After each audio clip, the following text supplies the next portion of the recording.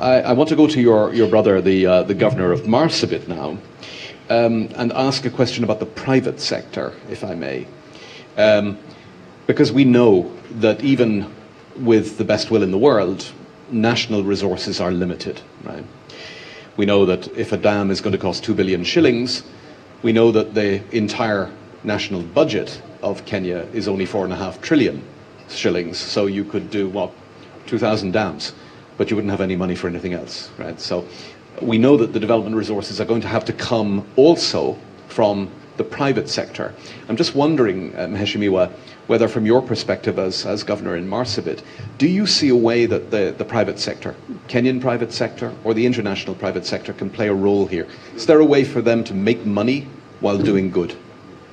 We need a... Oh yeah, there we go. Thank you very much. I think very important question. But before I come to that, just to take up from where Governor Wajir left about investment in the ASALs by national government and others. One very important thing that we need to note, there is a scramble for arable land in conducive environment for agriculture.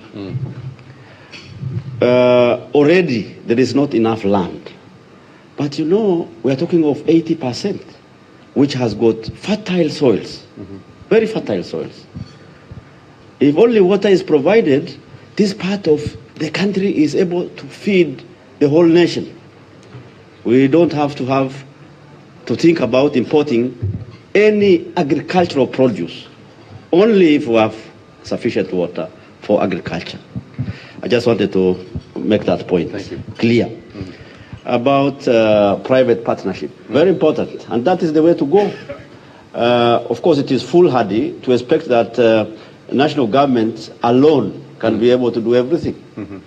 Although we are saying if there was clear departure from what has been done before, thinking very seriously about the area, the resources that we have had will have been able to be put to better use, and therefore our status will have been very different.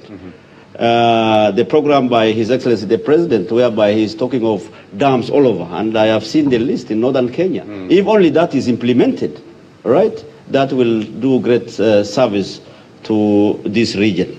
But it's not possible to do alone. World over, private companies invest, you know, and they work hand in hand with national government, regional governments like ourselves, and there's a lot of opportunity for us to partner. For example, in Marsabit, we are endowed with wind. The highest wind speed in Africa is in Marsabit. And already there is a farm, Lake Turkana Wind Power, is connecting national grid with 340 megawatts, right? Big percentage of our national requirement. But unfortunately, you see what happens. Where it is coming from, Loyangalani town is in darkness, right? You know, that grid still needs to be regulated. Marsabit is on generator, okay?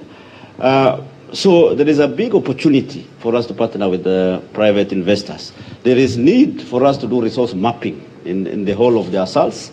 A lot of minerals, whether Wajir, Garissa, Isiolo, wherever, Tana River. In Marsabit, recently there's gold rush, a place called the Bell. People just go there with small gadgets here and there and collect nuggets. And of course, if there's deliberate, you know, investment by private sector there, it's an opportunity for us to partner. And as governors, we are open to this. We'll partner with all the private sectors to ensure that the economic opportunity in our counties is exploited to the benefit of our people. And of course, not in exclusion to the national government. We'll work hand in hand with the national government to ensure that the environment is conducive for investors to come and partner with us. Thank you so much, Mheshimiwa, and you were very generously brief because we feel the prayers, the hour for prayer coming towards us quite rapidly. I want to go to our